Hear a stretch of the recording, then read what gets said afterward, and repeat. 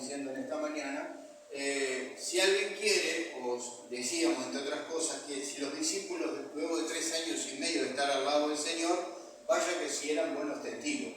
Si alguien podía hablar bien del Señor y decir las cosas con exactitud, eran los discípulos. Sin embargo, el Señor les dijo, esperen a recibir el poder.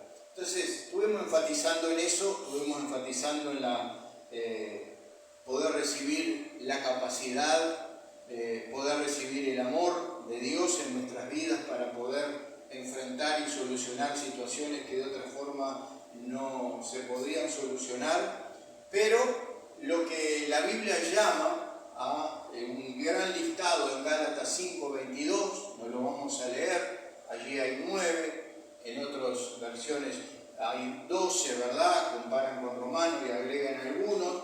Yo creo que los frutos del Espíritu son variados y debe haber muchísimos más que a veces no nos damos cuenta porque todo viene de Dios.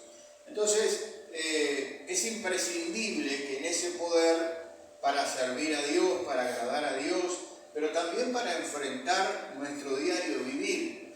Porque a veces nos vamos a los extremos, decimos, tenemos que prepararnos para ser testigos de Cristo y para servir a Dios. Sí. Tenemos que prepararnos primero para ser salvos, ¿no? Ese es el primer cometido de la iglesia.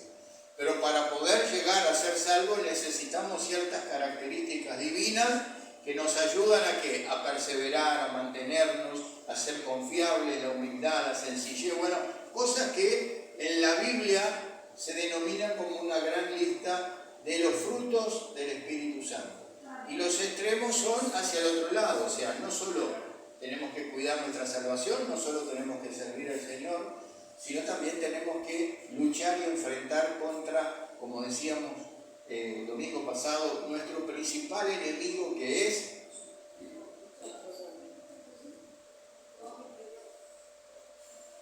¿cómo se llama su principal enemigo? A ver, que alguien levante la mano y lo diga. Orgullo, dice Silvia. A ver, su principal enemigo, ¿cómo se llama? Levante la mano alguien y diga, a ver, si no lo voy a hacer yo. Yo mismo. Nuestra carne, así que tu gran enemigo se llama Nelson. Esa es la respuesta. Mi gran enemigo soy yo, Carlos Barrios. Mi naturaleza, como dijo Nelson, su carne, pero su carne tiene nombre propio. Entonces nuestro principal enemigo, que ahí encierra lo que decía Silvia, nuestro yo, nuestro ego, nuestro orgullo, vanidad, y agregue toda tanta cosa que existe. Entonces ese es nuestro principal enemigo. Pablo lo decía, la lucha de la carne contra el espíritu, o el espíritu contra la carne, ¿verdad? Nunca mencionó Pablo la lucha confrontada directamente hacia Satanás. Sí lo confrontó, sí lo echó fuera, sí lo reprendió, sí libertó de personas endemoniadas como lo hizo Cristo, pero nuestro principal enemigo es nuestra carne. Por lo tanto, necesitamos que ese poder de Dios, o sea que su Espíritu Santo, ponga en nosotros frutos, haga que nazcan, como leía Axel, ¿verdad? Una pequeña semilla de mostaza, ¿verdad? Todo para que crezca tiene que haber una semilla, y esa semilla es Dios, su palabra. Jesús dice que su palabra es como una semilla que produce vida y la vida de Dios a través del Espíritu Santo. Y todos sabemos que el fruto no es lo primero, ¿verdad? Sino es algo cíclico. Hay frutos que dan, árboles que dan 2 veces al año, otros que dan una sola vez y otros que dan más de un año, ¿verdad? Hay frutos que dan cada 2 años, o sea, saltan un año, no sé por qué, pero averigüe. Entonces, no todos los frutos los tenemos ya. Usted no viene al Señor, y creo que vino al Señor y a la semana ya tenía todos los frutos. Y era una persona ejemplar y maravillosa de tal forma que nadie la conocía o nadie le conocía. No, sí notaron cambios, sí notaron alguna transformación, porque eso es lo que hace el Espíritu Santo, nos transforma. Pero los frutos es algo que todos los años, todos los días, deben de cuidarse, alimentarse, nutrirse, porque necesitan, como dijo Jesús en aquella parábola de la vid, ningún pámpano separado de mí puede dar nadie separado de mí puede dar fruto. Ningún fruto nace fuera del árbol, sino que necesita de la savia, de las raíces, de todos los nutrientes, pero también el fruto, para madurar, algunos necesitan mucho frío y otros mucha calor. ¿O no? Es increíble, ¿no? Pero es así. Entonces nosotros también necesitamos diferentes situaciones en nuestra vida donde nos tienen que hacer ir creciendo el fruto del Espíritu, pero también madurando. No para que se nos caiga, no para que desaparezca, sino para que esté de acuerdo y conforme Dios quiere, para que cuando Él venga nos encuentre esperando y clamando como la iglesia en Apocalipsis: ven Señor Jesús. Amén. En esta mañana vamos a ver dos frutos que son importantes, pero vamos a abrir la Biblia primero, allí en Filipenses, un pasaje muy conocido. Si podemos levantar un poquito más, esta es la versión Dios habla hoy. Dice: no se aflijan por nada, sino preséntenselo todo a Dios en oración, pídanle y denle gracias también. Así Dios les dará su paz, que es más grande de lo que el hombre pueda entender, y esta paz cuidará sus corazones y sus pensamientos por medio de Cristo Jesús. ¿Tenemos la Reina Valera? 4, Filipenses 4, versículo 6. Dice: por nada estéis afanosos, si no sean conocidas vuestras peticiones delante de Dios en toda oración y ruego, con acción de gracias, y la paz de Dios, que sobrepasa todo entendimiento, guardará, dice esta versión, la otra dice cuidará, esta dice guardará, vuestros corazones y vuestros pensamientos en Cristo Jesús. Amén.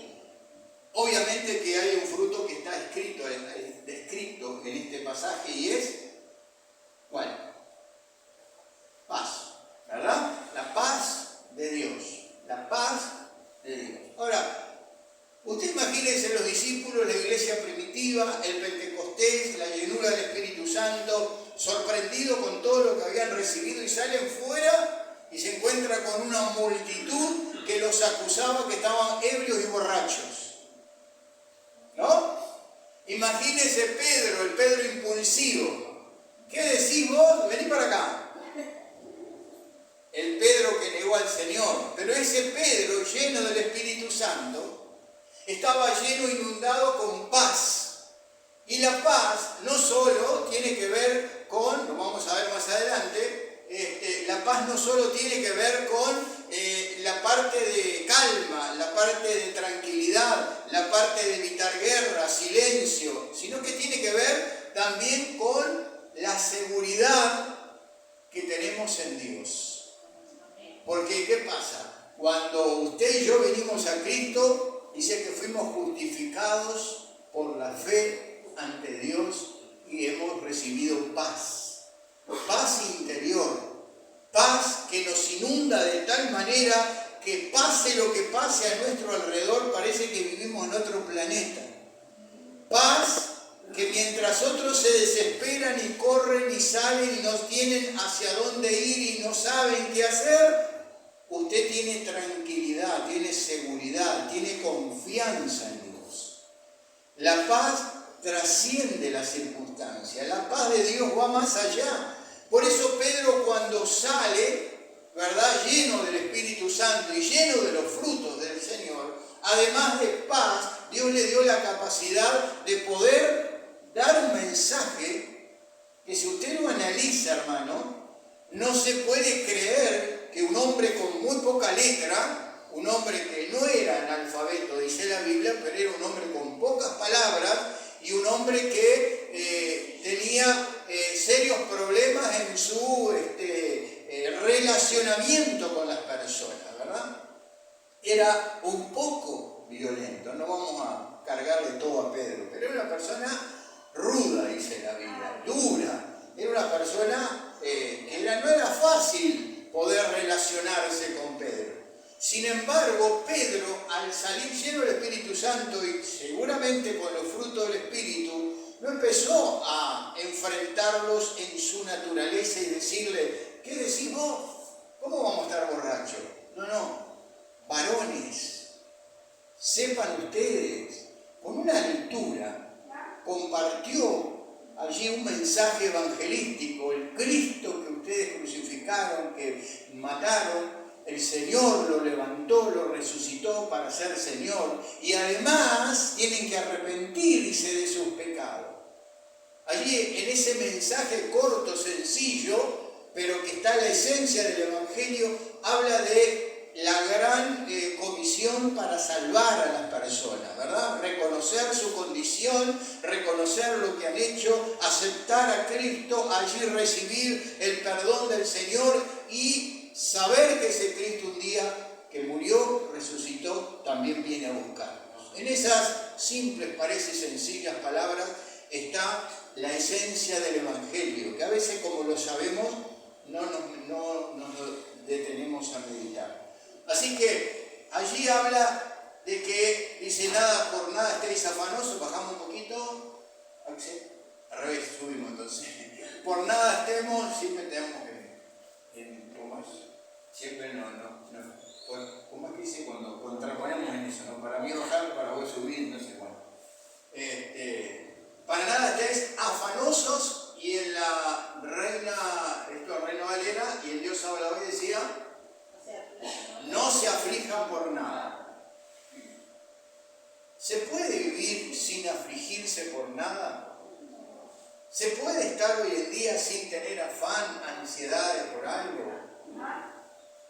Imagínese usted los 365 días del año sentado en una sombrilla en una playa del Caribe, ¿no? Del Caribe, porque acá no puede hacerlo, donde siempre es verano, aunque allá a veces se levantan tornados y tormentas y tempestades también.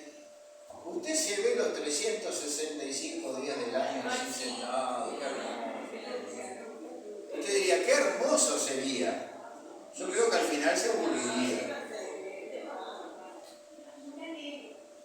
Porque la vida no es descanso, la vida no es paraíso en lo terrenal, el paraíso está cuando venga el Señor. Y saben, hermanos, aunque parezca que eso nos daría una satisfacción de felicidad, de paz y de quietud, de bonanza, de bueno, al poco tiempo nos daríamos cuenta que Carlos, que Nelson y así donde está usted, comiencen a tranquilizarse. Porque usted no puede dejar de pensar, usted no puede dejar de oír, de ver, usted no puede dejar de sentir, usted no puede dejar de preocuparse por sus seres queridos, ¿o no? Usted no puede dejar de pensar cómo llegar a fin de mes, ¿o no? O a alguno no le importa. Dice la Biblia que tenemos que ser buenos administradores. Otro tema. Que Dios nos ayude. Entonces, es imposible, hermanos y hermanas, humanamente no afanarse, no afligirse. Es imposible humanamente. Solo no se afligen lo que usted pincha con un alfiler y no dicen ¡ay! Y no lo haga. Pero solo una persona que está muerta, perdió su vida, dejó de existir, no respira, usted le puede hacer lo que quiera y no se va a quejar. No haga la prueba, mi Gloria, por favor. Bueno, no se va a quejar, no va a decir nada. Ahora, mientras usted y yo tengamos vida, vamos a ver y tener situaciones problemáticas todos los días de nuestra vida. Cuando usted se levanta y dice, oh, qué lindo día, oh, qué paz, qué hermoso, los pajaritos, esto, lo otro. Ese día parece que se viene un temporal, no de tormenta, de sol, de lluvia, de nubes, sino de situaciones que le rodean a usted. No me diga. A veces mi esposa está hablando y yo de lejos, ¿no? Por su gesticulación. ¡Ay, no puede ser! Dice. Y de repente era algo no muy grave, pero la forma de decirlo, se digo, ¿quién se murió? ¿Qué pasó? ¿A quién robaron? ¿A quién mataron? ¿Qué sucedió? No. Y yo me estoy preocupando, afligiendo por algo que no sé, y que en realidad cuando le pregunto dice, no, lo que pasa que esto, lo otro. A veces sí hay situaciones, ¿no?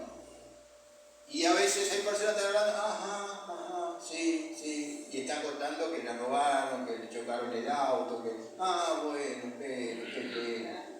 Todos somos diferentes, ¿verdad? Que Dios nos ayude. Vamos a poner la primera placa, hablando acerca de la paz espiritual de un individuo. Dice, significa estar mental o espiritualmente en paz consigo mismo. ¿Vio? De nada sirve que la paz de Dios, que venga a su vida, que usted pueda buscar la paz con su hermano, que pueda, si no tengo paz interior, paz con Dios, paz con mi forma y mi vida personal. Me tengo que sentir bien, tengo que ser un hombre, una mujer, usted hermana, agradecido a Dios. Agradecido por la vida, agradecido por lo que me ha tocado y puede decir, una vida que quisiera cambiarla, como dijo Jeremías, Señor, quítame la vida ya. Pobre Jeremías, ¿no? Porque a veces nos quejamos, Jeremías predicaba y hablaba la palabra del Señor y todo lo que le decía, y se levantaban los falsos profetas y se levantaba todo el enemigo, incentivaban al rey y la culpa es de Jeremías. Y era Dios que lo estaba usando y fue uno de los profetas mayores llamado en la Biblia usado. ¿Y cómo viviera la vida de Jeremías? Llegó a maldecir el día que había nacido. Iba a hablarle al rey. Dios le iba a hablar y no, Señor, no me hables más. Pero siempre Dios estuvo con Jeremías. Y siempre Dios defendió su causa. Siempre lo sacó del lodo cenagoso y del pozo, ¿verdad? Porque hay situaciones que uno dice, pobre Jeremías, la cisterna allá. Y de algo lo estaba librando Dios también allá en la cisterna. Porque si no lo hubieran llevado cautivo, lo hubieran matado. En definitiva, hermano, los planes y propósitos de Dios van más allá de nuestra mente. Paz consigo mismo. ¿Tiene paz usted? Consigo mismo, no me conteste, pregúntese. ¿Vivo en paz conmigo? ¿O me pongo frente al espejo y qué me mirás? No, eso no, pero es una forma de decirlo. ¿Qué le quiero decir? Que a veces hasta tenemos problemas con nosotros. ¿Por qué? Porque estamos desconformes, porque no nos gusta o no nos agrada algo. Tener paz es ser agradecido a Dios, pese a lo que me ha tocado vivir en la vida. Y a todos nos tocó cosas difíciles. Ninguno creo que tuvo una infancia de cuna, por lo menos que yo sepa, de oro, cuna de oro, ¿verdad? Creo que no. Todos padecimos, sufrimos. Todos fuimos golpeados desde pequeños. Pero la paz de Dios con nosotros mismos, con conocimiento y comprensión para mantenerse fuerte frente a la ansiedad o el desequilibrio emocional. Yo necesito esa paz. Todos vivimos momentos de desequilibrios emocionales. ¿No ha dicho usted, como yo en algún momento he dicho, y ahora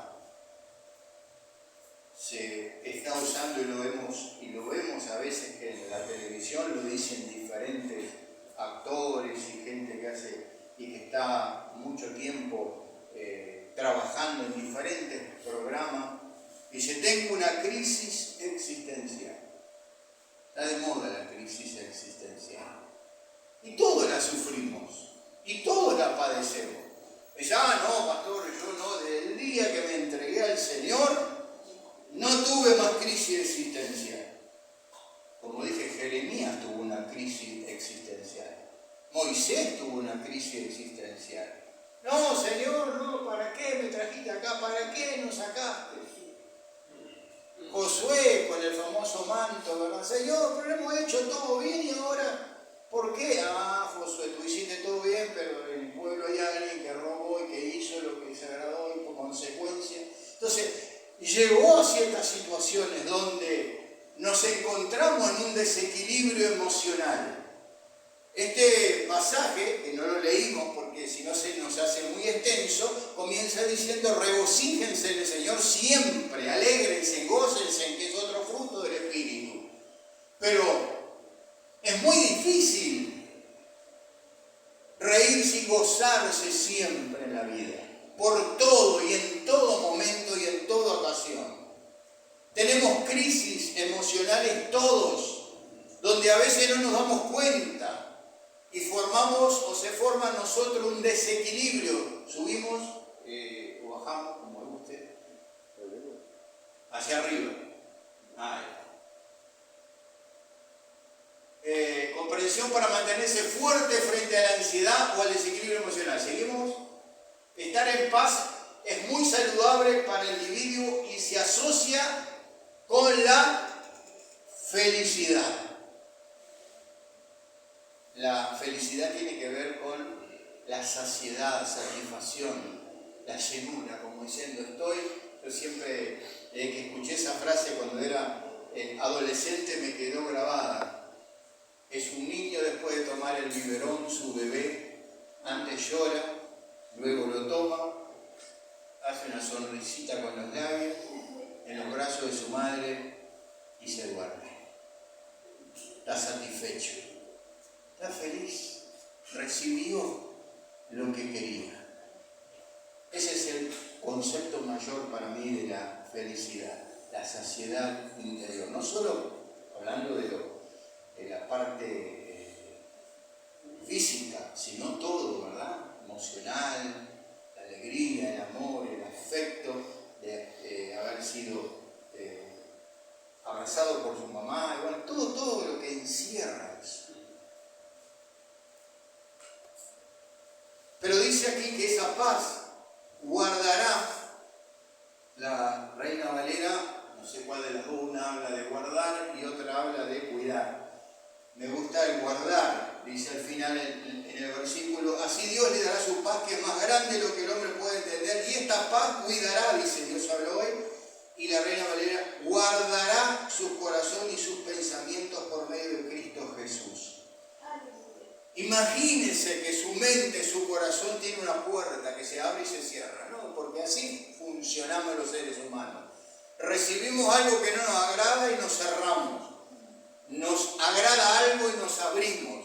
Así es nuestro corazón, nuestras emociones, nuestros sentimientos y nuestros pensamientos. Y cuando abrimos la puerta de nuestra mente, Nelson, Carlos Barrios, cuando abre la puerta, el viejo hombre, la naturaleza de carne, ¿qué entra en nuestras vidas? ¿Qué pensamientos? No me está prestando atención. Cuando la naturaleza abre la puerta de la mente y el corazón, la naturaleza de carne la abre, ¿qué entra en nuestra mente y en nuestro corazón y en nuestras emociones? ¿Todo lo bueno? No, todo lo malo. Seguramente, como yo decía Pedro, lo único que falta, estuvimos orando horas, estamos cansados, un calor que parte, salimos y nos tratan de borrachos. No. Él estaba lleno del Espíritu Santo. Se había cerrado la puerta de su mente y de su corazón a la naturaleza de carne y se había abierto al Espíritu de Dios. Y por lo tanto fue instrumento en las manos de Dios. Y cuando tenía que de repente responder con agresión, con ira, con cierta molestia, respondió con amor, con paz, con dulzura, porque allí trató a esa gente por encima, varones, galileos, honorables, algunas versiones, personas de bien, como diciendo, no los dijo ustedes, después sí, no, pero primero los exaltó y captaron la atención de Pedro. Y luego sí, ustedes mataron y son un asesino a Jesús. Arrepiéntanse y conviértanse a Dios vivo. Pero ya había captado, había abierto la la puerta de sus mentes y sus corazones a través del Espíritu para poder compartir la verdad del Señor. Pero esa paz que Dios nos da dice que guardará vuestros corazones y vuestros pensamientos. ¿Qué hará? Que lo bueno sea retenido en nosotros. Porque lo malo no lo queremos. Y lo malo estamos todos los días expuestos. Yo siempre digo, me encantaría tener una llave y apagar la mente.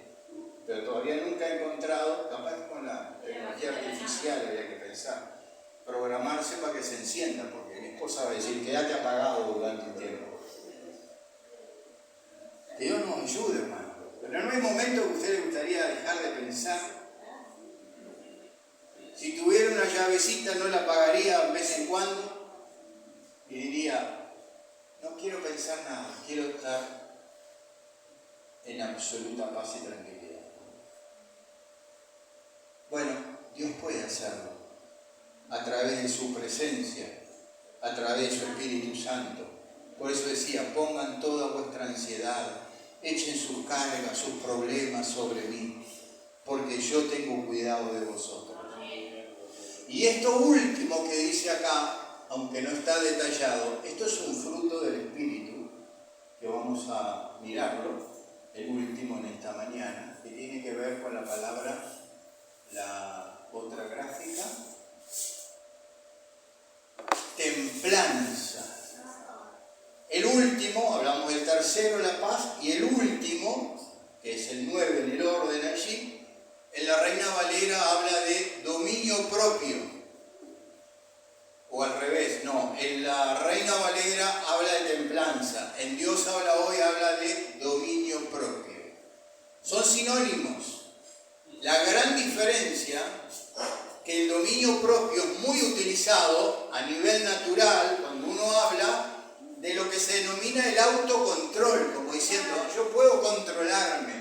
Es algo que aprendemos en la vida a controlar ciertas emociones para valernos, a controlar ciertos pensamientos y razonamientos para poder vivir y ser mejor en la vida y poder llegar a las metas o los logros que nos proponemos. Toda persona tiene ese control, dominio, que no deja de ser humano, ¿verdad? Es un autocontrol. Pero todo lo que es auto es natural y es humano. Pero esto es un fruto que viene de Dios. Es similar y por eso a veces se confunde. Yo tengo templanza, yo tengo control y dominio. ¿Sí? ¿Estás seguro? ¿No será el control y el dominio de Nelson y de Carlos Barrios? Que pensamos que es divino y no es de Dios. Y por lo tanto, cuando ese fruto no está, va a aparecer lo humano y el enemigo va a querer hacernos entender que es algo que tengo de Dios y es natural, y lo natural no puede derrotar y vencer ni lo natural, ni mucho menos lo espiritual. Entonces necesitamos el poder del Espíritu Santo para que nos dé la templanza. Y allí dice, ¿qué es la templanza? Dice, o algunas definiciones. La templanza permite a las personas controlar sus emociones y sus comportamientos. Ayúdanos, Dios.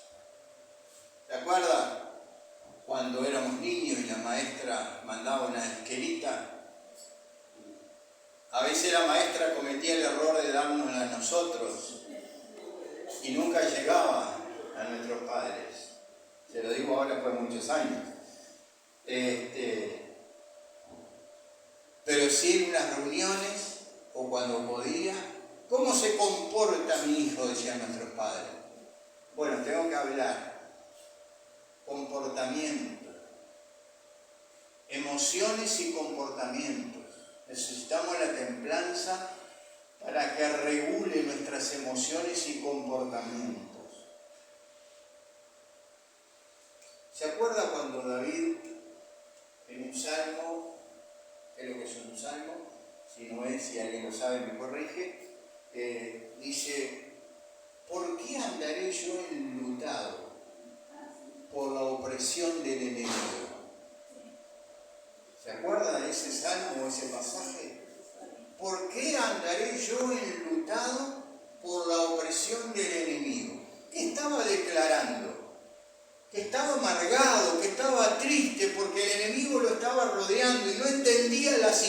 aflicción, o sea que emocionalmente estaba afligido. Pero el mismo Espíritu de Dios le hace entender, razonar, por eso hablaba del corazón y la mente como una puerta, le abre la puerta para que razone y piense, ¿por qué si conozco a Dios? Si tengo a Dios, si está por encima de todas las cosas, ¿por qué voy a vivir enlutado? Entonces que Dios nos ayude, hermano.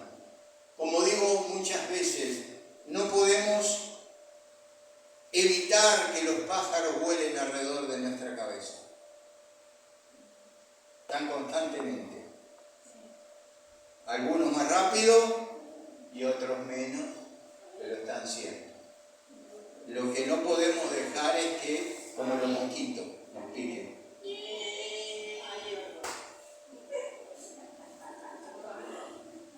No podemos dejar que aniden en nuestra cabeza, porque allí es la punta del ovillo, que no nos damos cuenta, y cuando queremos acordar, estamos enlutados, amargados, entristecidos, por una pequeña cosa, que quizás es un motivo cierto para enlutarse o para amargarse, pero no para llevarlo a extremos. Pero como si no tenemos la templanza, el dominio propio que viene de Dios y no el nuestro, nos desesperamos. Dice, la templanza permite a las personas ser más eficaces en su misión, y ahí está, representar bien a Cristo. ¿Se acuerdan, testigos? Porque la templanza nos lleva a no desesperarnos, nos lleva a controlar esa situación que no tenemos palabras. Siempre hablo de Pablo y Sila en la cárcel, pero que sobresale, ¿no? O sea, golpeados, con hambre, en la cárcel más profunda, húmeda, con ratas, con sentencia de muerte sobre sus vidas. ¿Quién podía estar peor que ellos?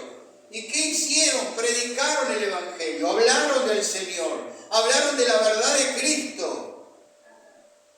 Y no se pusieron a murmurar y a quejarse, che, Sila, vos metiste la pata, yo metí la pata, ¿qué pasó? ¿Por qué nos metieron presos? ¿Por qué estamos acá? ¿Por qué nos azotaron? ¿Por qué? ¿Por qué? ¿Por qué? ¿Por qué? Cantaban alabanzas al Dios vivo, levantando sus manos y glorificando y dando gracias aún por ser maltratados por la causa más digna que existe en el mundo. Hermanos, si eso no es templanza, dígame qué es. Es control, dominio. Estaban sufriendo, estaban con llagas en sus espaldas, estaban lacerados sus cuerpos, estaban con sentencia de muerte, pero no les importó, alababan y daban gracias a Dios por esa circunstancia. Yo necesito ese fruto del Espíritu, templanza, dominio propio, no el control humano, porque ese es engañoso. Y parece que lo tenemos y cuando lo necesitamos y queremos agarrar y echar mano ya estamos perdidos.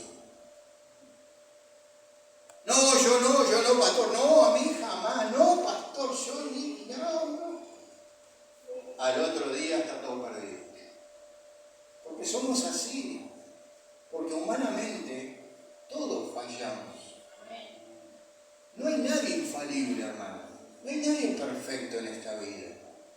No hay nadie que pueda decir, yo estoy inmune a todo lo que Satanás lance contra mi vida, inmune a la naturaleza de carne. Yo digo, bueno, le ganó al arcángel Gabriel, está más alto que él. No, hermano. Todos los días necesitamos buscar a Dios para que su Espíritu Santo nos inunde y nos pueda llenar con esa templanza. ¿Seguimos? La templanza es un requisito para servir a Cristo, lo que hablábamos el domingo pasado. ¿Seguimos? ¿Subimos? La templanza permite a las personas reconocer cuáles son sus necesidades reales. Otro de los temas, ¿no? Que da para hablar horas. Yo necesito.